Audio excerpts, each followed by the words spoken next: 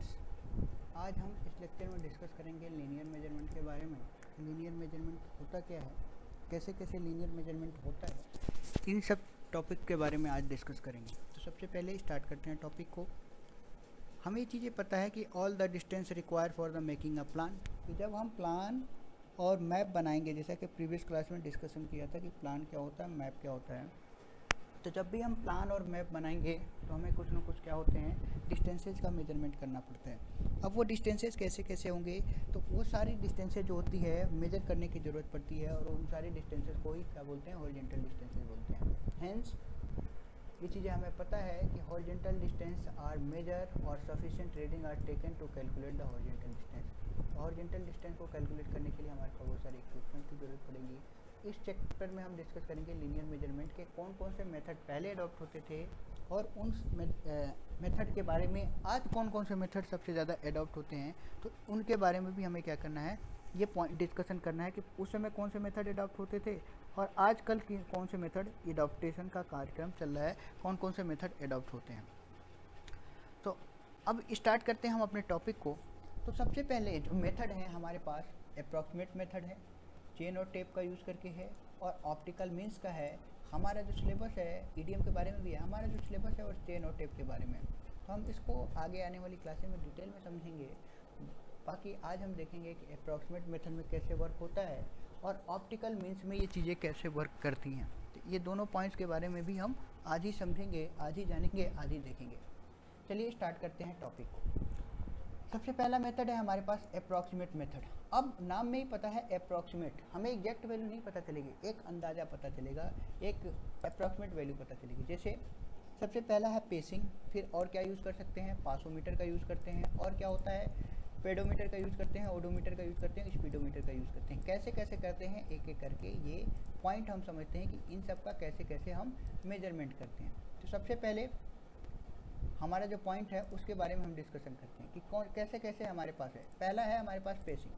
Pacing मतलब, अब ध्यान से देखिएगा, अगर आपको कोई डिस्टेंस मेजरमेंट करनी है, पेसिंग का मतलब क्या है कि अगर आपको दो पॉइंट्स हैं, रेंडमली मैं यहीं से सेलेक्ट कर लेता हूँ पॉइंट्स। अगर हमारे पास दो पॉइंट्स हैं, एक पॉइंट्स का नाम है ए, पॉइंट का नाम हमने यहाँ पे ले लिया ए पॉइंट्स है, दूसरा हमारे पास है बी पॉइंट। ये दो पॉइंट्स हैं हमने ए और बी पॉइंट्स, इनके बीच की सपोज करिए ये लाइन है, या हम स्ट्रेट लाइन ही एज्यूम कर लेते हैं, इनके पास ये स्ट्रेट लाइन है।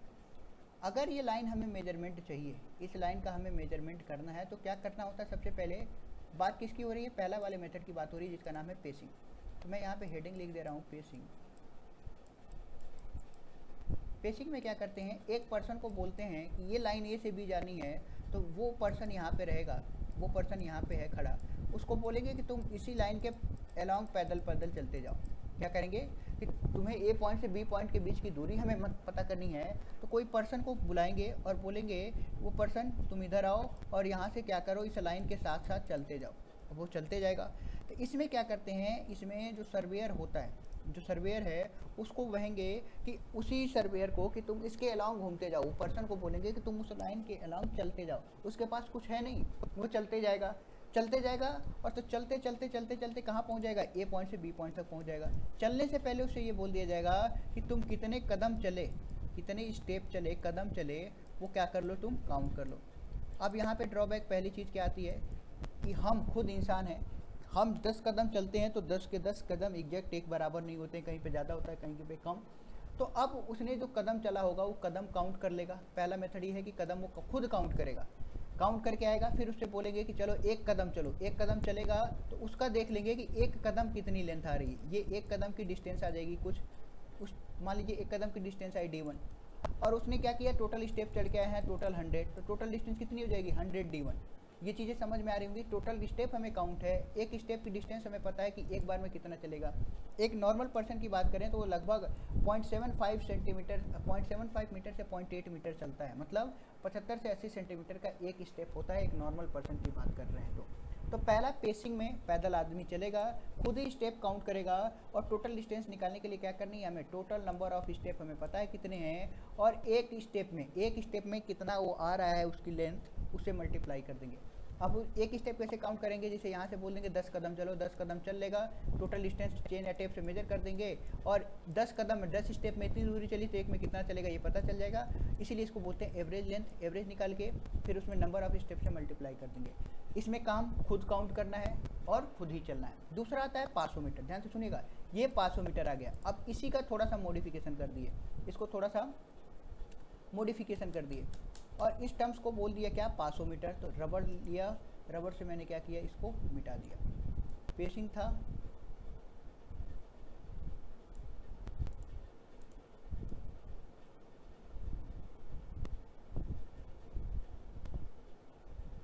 दूसरा मेथड है हमारे पास 500 मीटर। चलिए एज्यूम करते हैं दूसरे सेकंड मेथड की बात करते हैं 500 मीटर। 500 मीटर में काम तो अभी भी सेम है, बस एक स्टेप बच जाएगा। आदमी को क्या करना है, 500 मीटर क्या होता है, एक इंस्ट्रूमेंट है। जैसे आपने घड़ी देखा होगा वैसे ही क्या है, ये इंस्ट्रूमेंट है। ये घड़ी है, घड़ी नहीं है, घड़ी नुमा एक क्या होता है, इंस्ट्रूमेंट होता है, जिसको क्या करना है, पॉकेट में रख के चलते जाना है। अब पॉकेट में रख के जब यहाँ से पर्सन चलते जाएगा यहाँ टारगेट पे पहुँच जाएगा, बस अपने आप चले जाएगा। इसमें क्या करेगा, ये इंस्ट्रूमेंट क्या करेगा, ये काउंट कर लेगा स्टेप। ये क्या कर लेगा, स्टेप काउंट कर लेगा। ये स्टेप जो चले हैं, कितने कदम चले हैं वो काउंट कर लेगा। तो बताएगा कि हमें 100 कदम चले हैं, 200 कदम। अगेन एवरेज निकालेंगे और एक कदम कितना वो चल रहा है, कितनी दूरी चल रही है, उससे मल्टीप्लिकेशन कर देंगे। तो 500 मीटर क्या होता है, एक वॉच लाइक इंस्ट्रूमेंट होता है जिसको पॉकेट में रख के चलना होता है। पॉकेट में रख के चलेंगे, शर्ट वोट में कहीं लगा देंगे, फिर ये क्या करते रहेगा, रिकॉर्ड करते रहेगा कि आप कितने कदम चले हैं। तो ये मेथड होता है 500 मीटर का। फिर आपके पास यहाँ पे काउंट करता है खुद, वो काम बच गया। फिर कैसे निकालेंगे डिस्टेंस, हमें पता है कि ये 500 मीटर बता देगा कितने कदम चले हैं, एक कदम की कितनी दूरी है, उसके बेसिस पे हम कैलकुलेट कर लेंगे। तीसरा आता है हमारे पास पेडोमीटर। पेडोमीटर में देखिए इसमें क्या कर देगा, ये 500 मीटर के सिमिलर है, लेकिन ये क्या करेगा, ये आपको स्टेप की जगह क्या बता देगा, सीधे डिस्टेंस बताएगा। 500 मीटर और पेडोमीटर में क्या डिफरेंस है, 500 मीटर आपके पास क्या बता रहा है, स्टेप बता रहा है, जबकि आपके पास जो पेडोमीटर होता है वो पेडोमीटर क्या बताएगा, आपके पास पेडोमीटर डायरेक्टली आपके पास क्या बता देगा, डिस्टेंस बता देगा। क्या बताएगा, डिस्टेंस बताएगा।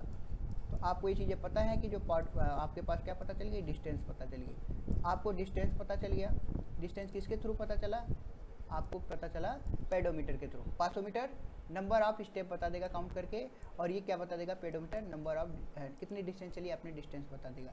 इसके अलावा ओडोमीटर भी यूज होता है, जैसे साइकिल में, मोटरसाइकिल्स में यूज होता है कि नंबर ऑफ व्हीकल कितना चला ये पता कर लेते हैं।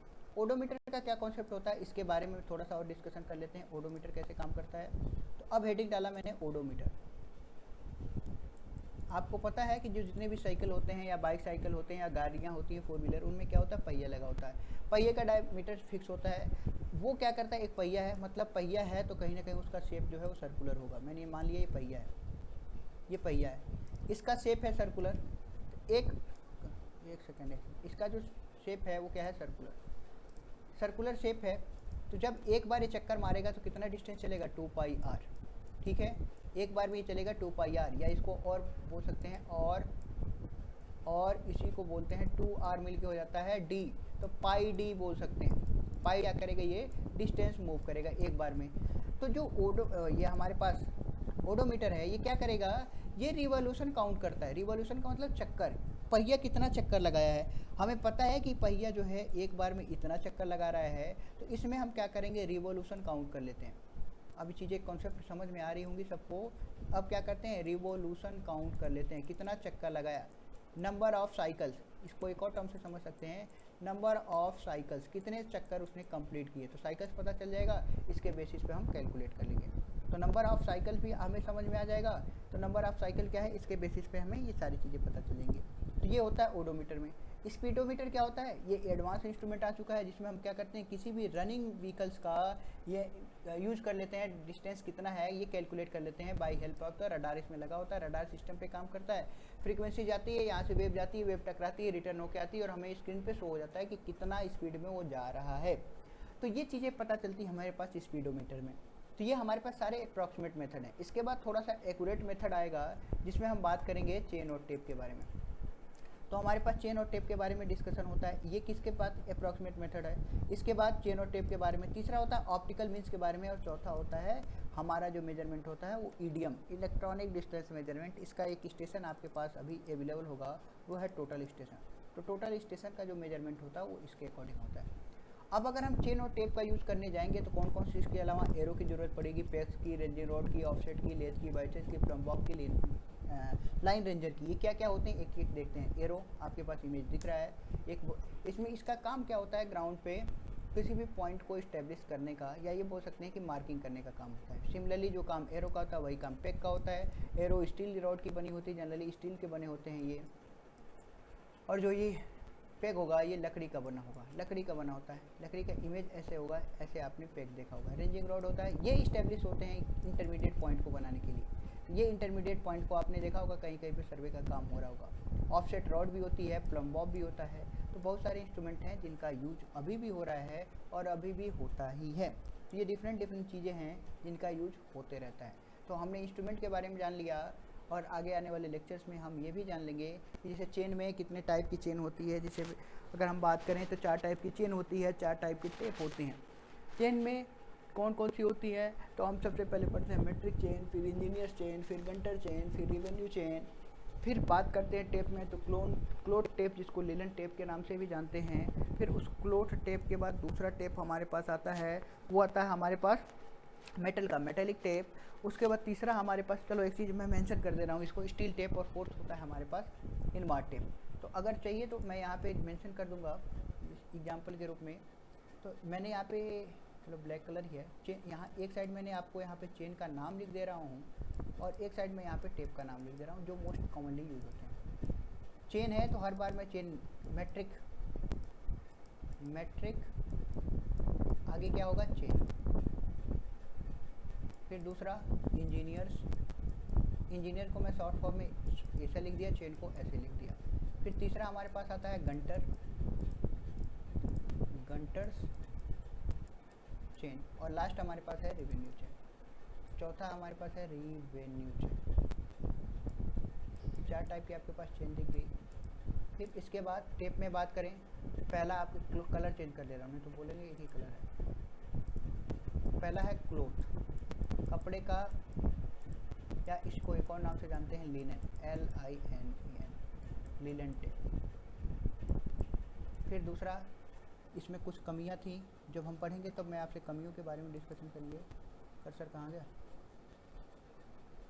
इनमें जो कमियां थी। फिर इसके बाद हमारे पास दूसरा आता है मेटल का।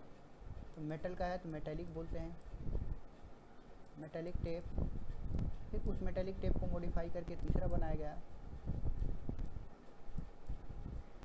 Cursor is mouse is not working, एक सेकेंड। मेटेलिक के बाद तीसरा हमारे पास टेप आया